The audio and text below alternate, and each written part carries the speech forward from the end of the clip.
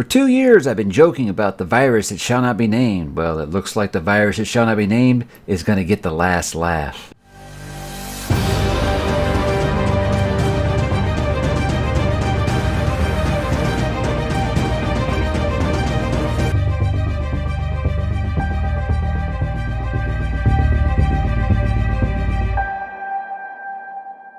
Hey, what's up, bookworms? Mike back with another weekly update. We're about halfway through the month of September. Sci-Fi September, as I so affectionately call it. Lots of things going on this week. Not as much on the reading front as usual, and I think that's just because we've stayed so far ahead of that sci-fi schedule. But we're going to talk about it now. I did have a nice vacation last week, and this week's been kind of the adjustment period of heading back to work. We dodged a hurricane out here in Houston. It was a tropical storm. It didn't really do very much to us here. Pretty much like we're used to at this time of year. But not the first, not going to be the last. But let's get into, guys, what am I reading? I did finish We Are Legion by Mr. Dennis E. Taylor. My thoughts on this book didn't really change much since last week. I think what it was is I like it enough to continue with the series, but I didn't like it enough to keep going right now. Does that make sense? Yeah, I'm not going to do all three. I was so far ahead in Sci-Fi September, I thought maybe I can just go ahead and knock all three of these out. No, I don't know. There was just something about it that just, I don't know. It wasn't quite what I was expecting. A lot of just kind of floating around doing nothing. As much as I enjoyed those pop culture references, I didn't feel like the plot was enough. I liked the characters. I liked the premise, but the plot was really, really lacking for me. And, it was very much a cliffhanger-y kind of thing, but not enough to where I was reaching for book 2. But it's something I'll revisit at a later time. And then I went ahead and I finished, volume 24, I think, of Berserk. I'm getting about one of these in per week here. I know I keep saying I'm going to speed up on those. It's just, I was on vacation, guys. I wasn't really pushing it, and then trying to get back to work this week and other things that have been going on. And that leads me, guys, into what am I going to read? Now, I did start Needful Things. This is a reread back into the multiverse stuff. The thing with this, guys, is you're like, what's Sci-Fi September? I was so far ahead of my stuff. All I had left to do was Dune for the month. And I had a lot of people that were like, that want to read along with me, that were like, hey, the new Joe Abercrombie's coming out, tomorrow. Can we wait a few days? And me as an Abercrombie guy, I understood that. So I said, okay, I'll go ahead and pick up Needful Things. So I'm kind of counterbalancing that with Dune, obviously. But I forgot how damn good this book starts. I remember that it was very much where I said it felt like Salem's Lot, but like the town was even more fleshed out than it was in Salem's Lot. Now, obviously, it's not like Salem's Lot in anything except that it is in Castle Rock. It is a town, a small town where you're getting to know everybody in Castle Rock and stuff like that. But it's not. This isn't a horror tale, I don't think. I do think it's one of his most horrific villains because he's so manipulative and twisted and delightfully evil in such a great way that Leland Gaunt is very much a very underrated Stephen King villain at this point. But about 200 pages in, and I am having a blast with it. I can remember now why I loved it so much when I was a teenager. So very much looking forward to continuing that one as we roll through the rest of September. But obviously, guys, the headliner for the month, this is, of course, Dune by Mr. Frank Herbert. Again, you probably heard of him. He's got a movie coming out sometime. Actually, it's kind of out for a lot of people right now, and that puts me in a very grumpy mood, knowing that half the world gets to watch it before I do. And I even saw one of my Discord members give it a 1-star review. But everybody else has said it's really, really awesome. But anyway, I started reading Dune, obviously, about the first 100 pages in. Taking my time with it. Like I said, this is the 13th reading, you guys. Lucky number 13. And I'm taking my time with it. And what I mean by taking my time with it, you're like, what? Oh, so you're already 100 pages in after a day? Well, that's taking my time with Dune. This is usually a book that I would knock out in a couple of days. But like I said, I'm going to be splitting time with it and Needful Things to make sure that those who are reading along with me, I don't just blow through it in 2 days and are like, well, why did I wait to read along with you if you're just going to kind of blow through it that fast? And obviously, guys, this Folio Society is just magnificent. I got to say thank you to my guy Theo again for making this literary dream come true by gifting me this fantastic edition. That thing is loud, isn't it? That loud bookmark. But need to get my Sauron back out. He didn't make that much noise. Wizard would never. But the Folio Society, guys, is just as awesome as you would expect it to be. I just can't stress enough how amazing this version is, and reading from this has been quite the delight thus far. And obviously I'm looking on continuing that and talking with you guys about it, because I love talking to first-timers about it. I say at this point it's been about 9-1 positive feedback on the first-timers reading it, and that's great, because I usually don't see numbers that high. It's usually about a 60-40 split, like and do not like. I may have had a couple be like, I wish it was clicking for me like it is for you. I'm like, well, I mean, obviously I wish everyone could experience the way that I experience it, but I've said Dune's a book I don't expect everyone to love, their first reading. Hell, it took me to my third before it really hit me hard. So maybe it will, maybe it won't. Maybe you will say you didn't like it, and then you'll realize, hey, it's still kind of noodling around in my brain there. I don't know why I can't stop thinking about it. That's what happened to me, guys, and then I went back to it. Whole new ball game. I'll probably continue reading more Berserk, obviously, and kind of, if I finish everything in September, I'm going to go ahead and start working on some of my spooky season stuff. I'm going to be talking about my spooky season books here pretty soon to let you guys know what I'm going to be reading in October besides The Bone Hunters by Mr. Erickson as I continue with that Malazan read-along. But I will be reading some horror books in October. Really, it's one of those things where Bone Hunters, if it goes as fast as Midnight Tides did, I'm not going to have a problem getting in these 4 or 5 spooky season books that I want to get in. But, obviously, Malazan is going to take priority on the channel, but I do want to get some horror stuff in there. I'm not going to be doing the whole month horror like I did last year, which was just a disaster. But I had fun doing it, and I don't regret it.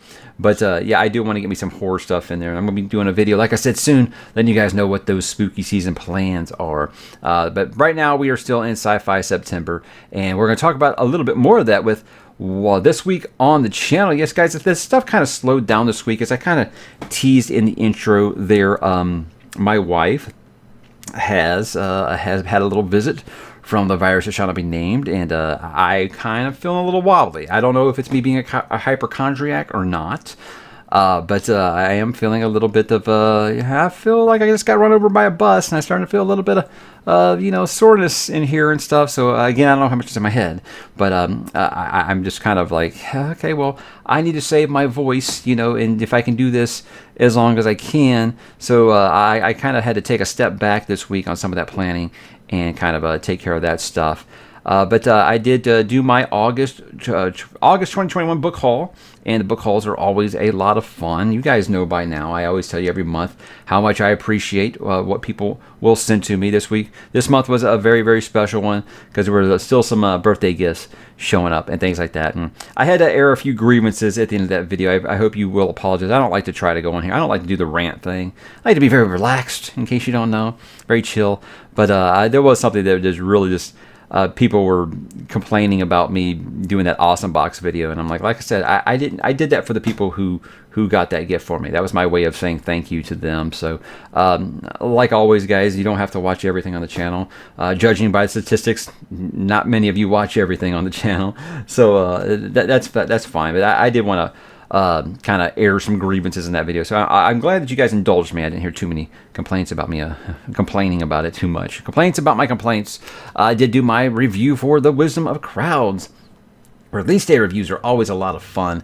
It's really hard, guys. I'm glad there's some people already on the Discord that are finished it up, and we already started talking about the ending and stuff. But it was one of those where it was... doing a non-spoiler review didn't really get the demons out because I want to talk about these things. Now that more people are actually finishing the series, we'll get to talk about it. We're talking about doing a voice chat here on the Discord soon, like a spoiler voice chat.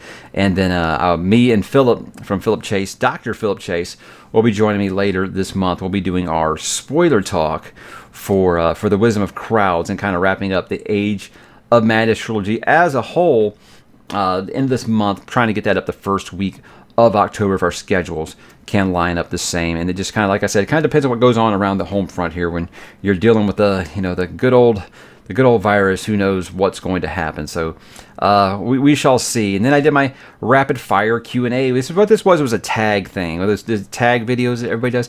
I haven't really volunteered a lot in those because I don't know. I was like, that's just not my thing. And it was never meant like as a slight or a slander of anybody. What I said was, I've got enough ideas for content. I have a problem more with time. So I was like, I don't have time to do this. And I felt like if I started doing one of those I felt like I was going to let people down when I wasn't responding to their tags because of just a lack of time. So it's one of those kind of things. It's kind of like a tier list or reaction video. Look, I'll do them, but I want them to be once in a great while. This one just kind of really, one, I want to give some attention to my guy Alan from Library of Alexandria because I think he has a great channel. And I think he's criminally underrated, guys. I mean, he's still under 10,000 subs, and I think he deserves at least double that because I think he's got just an infectious attitude. He's so super hyper, and I love his approach to doing this. So I kind of want to put a spotlight on him by doing that tag video, even though he didn't tag me, like I joked about in the name there that Alan didn't tag me tag. But it was really it was just a fun topic, the rapid fire answer question. I know rapid fire is supposed to be like really quick, and then I talk for 40 minutes. That's just something I can't fix, guys. I have no problems rambling, as you can see right now. But that's why I did that. I thought it was a lot of fun, and I love doing the Q&As. I think they're a lot of fun because when I do a live stream, I get all the same Q&As. So this was different questions, and I was like, okay, great. I can do some of these. I think that'll be a lot of fun. And like I said, help my buddy Alan out. Get some eyes on his channel. Subscribe to his channel if you haven't yet. Now, when we talk about some next week plans here, if you're noticing, one that was missing from this past week was my Why You Should Read for Hitchhiker's Guide to the Galaxy. Now, the problem with that was, like I said, time, getting adjusted back to work, then dealing with this thing that's going on. Because of that, they've made me quarantine from work, so I'm working from home. And, when you're working from home and your kids are here, you're not getting work done. And, trying to take care of your spouse and things like that. It's just real life, like I've said, guys. So that's why I did the rapid fire Q&A, because it didn't require a lot of prep work, with Why You Should Read. I got to get my intro together and get my art and get my effects and all that stuff. And then remember, I still have to talk about the book and why I think you should read it. So that should fall to sometime next week. Again, just depending on how my voice holds up. So we're going to see what happens here. I will be doing my review unexpectedly. Some of you might not know I am volunteering to help out with a reread campaign that Orbit Books is doing right now for The Expanse. They are doing a great reread hosted by content creators leading up to the release of the final Expanse book this fall. So I actually have only read 2 of them. So when they asked me to do it, I said, well, I can do book 1 or 2 because I don't have the time to read a new one yet right now, and I don't want to be one of those people reviewing a book I haven't read. I would never do that, and they said, that's perfect because we need someone to review Caliban's War. So I'm going to do that. I've done Leviathan Wakes on this channel, so it worked out just perfectly that I can do one for Caliban's War this weekend. That should be coming up on Saturday, and then I'll be passing it to the next content creator to do Abaddon's Gate. So a fun little thing there. It is really fast, the reread that they're doing, but I don't know. Maybe you can fly through these in a week if it's the only thing that you're reading. I don't know. It's been so long. In fact, I was like, I have to I had to go through the book a little bit and take some notes and be like, okay, I remember trying to separate what's happened on the show and remember what happened when I read that book. It was kind of a fun little task there. But that being Avasarala's first book, so there'll be plenty to talk about with my favorite Expanse character, and I look forward to doing that because I love talking about the Expanse, and I'm looking forward to getting back into reading that series sometime next year. Just the Malazan read along getting sped up and made that one kind of fall victim to that. Then I'll be doing my off the books for this month, guys, and to stick with the Sci-Fi September theme, I'll be talking about my favorite sci-fi movies. I think this will be a lot of fun. I've done my favorite sci-fi TV shows on here, but I have just as many sci-fi movies that I love. So of course I'm going to talk about those. I think that'll be a fun off the book segment for this month, and again, it sticks with the theme, so it'll be really great. Now, if I have time, guys, like I said, it just depends on what happens with the sickness. I'm going to try to get either the Jurassic Park or the Ender's Game review up sometime this week as well, because I am running out of days in September here, and there's still a lot that I want to cover, and that should cover us for next week. There are a couple of TV and movie news things, guys, besides, like I said, people already seeing the Dune movie and making sure that they know that they've seen it before me. Yes, they've done that quite a bit. I watched School of Rock with Jack Black, directed by Richard Linklater. It's kind of funny that I missed this movie when it came out because there are 3 things about it that I absolutely love. I love Jack Black. I love Richard Linklater and I love classic rock music. So there's no reason why I didn't watch this. I think Richard Linklater, I've met the guy. He lives in Austin, which is not that far from where I am. He just hangs out at pubs and stuff up there. Just met him one time up at the bar, and it was just really cool. I didn't even know it was him, and I was sharing a beer with the guy. I had no idea that this was him until someone actually pointed it out to me. I was like, oh wow, okay, I love the Before trilogy. So yeah, great filmmaker. Dazed and Confused, I think you might know. So I don't know why I missed this movie when it came out. It's just one of those things. Sometimes it just happens that way. But it's on Netflix now, and I say, hey, I think I'll go ahead and check it out. It's fantastic, guys. It's basically Richard Linklater doing a lighthearted version of Kindergarten Cop, a lighter-hearted version, because I think Kindergarten Cop was pretty lighthearted as is. But obviously, he's a musician instead of a cop. But it was a lot of fun. I had a great time with it, and I think that people, at the time, people didn't take Jack Black seriously as an actor. They thought, oh, it's just that goofball. He always plays like a weird stoner, or, just that guy that moron from Tenacious D. And people who listened to Tenacious D knew that he's actually a very talented musician, and he's a pretty good actor, too. So, yeah, great movie. Had a lot of heart. I definitely want to show it to my kids. I think it was fantastic. And it really just it gives you an idea of how great classic rock music is for any generation. It really does show that there was a lot more behind it than just, sex and drugs and smashing guitars and, there is a lot of that, but, there's a lot of music theory in classic rock music, and I appreciate that. Someone who used to study music, I wanted to be a music teacher for a long time before I realized that's not going to pay the bills, Mike. Yeah, great movie. I recommend it to anyone and everyone, and it is definitely okay for your kids. There's only a couple of bad words in there, nothing that they haven't heard you say already. So I would say definitely watch that. Good for any age, any gender, anything. I think you'll have a great time with it. And I'm probably the last one to see it, so you don't need me to tell you that. I had some people ask me about what I thought about Malignant. That's the new James Wan movie. We decided we're going to hold it off until October and do. We're doing spooky season on the channel here, right? Me and my wife always do something called spooky season at home, which is just where we watch nothing but horror movies. She's not crazy about horror movies, you guys, but in October she gets in the festive mood and she wants to watch scary movies. So we just basically anything that we watch in October is horror films or horror TV show stuff. So we're going to save Midnight Mass for that. We're going to save Malignant for that. We're going to save the new Candyman for that. So it's going to be fun. I'm going to be showing my kid a lot of horror movies for the first time. He's 9 and he wants to watch Poltergeist. So I can't wait to scar him with that one. He watched the 1990 version of It. Now he thinks he's Mr. Tough Guy, and he can watch any horror movie. And we'll be like, all right, well, I don't know if you're ready for Poltergeist, but we're going to find out, buddy. I mean, I was his age when I watched it, and, I turned out to be a creepy Stephen King kid. So, hey, maybe it'll do the same for him. By the way, guess what he wants to be for Halloween, you guys? Georgie. He wants to be Georgie from It. How about that, huh? I told him, I was like, hey, so you're going to have like your arm tore off? He's like, what are you talking about? I was like, oh, that's right, you only watch the TV version. So, yeah, maybe I should show him that opening clip of the 2017 and see how he feels about that. Not a lot other stuff going on. Foundation looks really cool, coming out of Apple TV. I don't know if it has anything to do with the book at all. I haven't read the book. I've had a lot of people be like, yeah, it looks really awesome. I mean, it's not what I read, but it looks really awesome. Look, I don't know about any of that. I just know it looks cool, and it looks like Apple TV is putting some money into it. They really want to get into the space opera game, and I'm here for it. I think you got a streaming service like that that's going to pour that kind of money into science fiction. That is something that I'm here for. So I will definitely be watching that. It comes out a week from today. So I think they're going to drop the first 2 episodes and then it's weekly. That seems to be what most streaming services are doing, 2 or 3 episodes, then weekly. Except for Netflix. They're still just dumping it all out there. I guess I should finish this by saying rest in peace to the fantastic and always hilarious Norm Macdonald.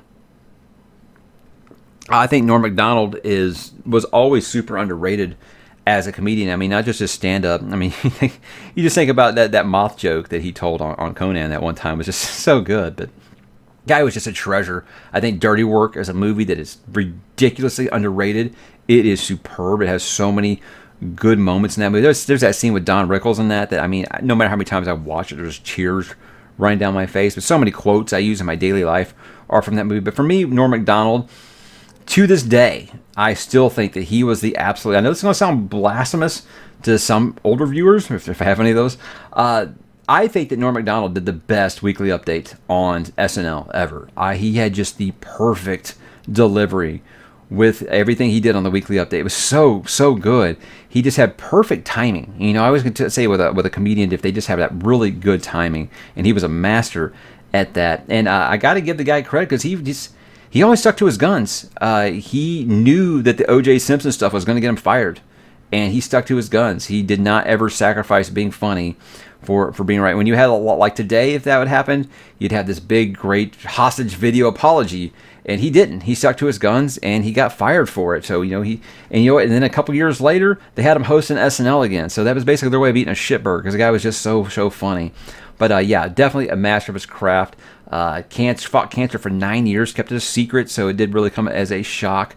But I am very, very happy seeing the outpouring of support for a legend of comedy. I think we can't say enough about the man. So rest in peace to a comedy legend. We will always laugh in remembrance, my good man. So that was my week, guys. What are you up to? Drop in the comments. Let me know what you're reading, what you're playing, what you're listening to, all of the above, and have yourselves an awesome weekend.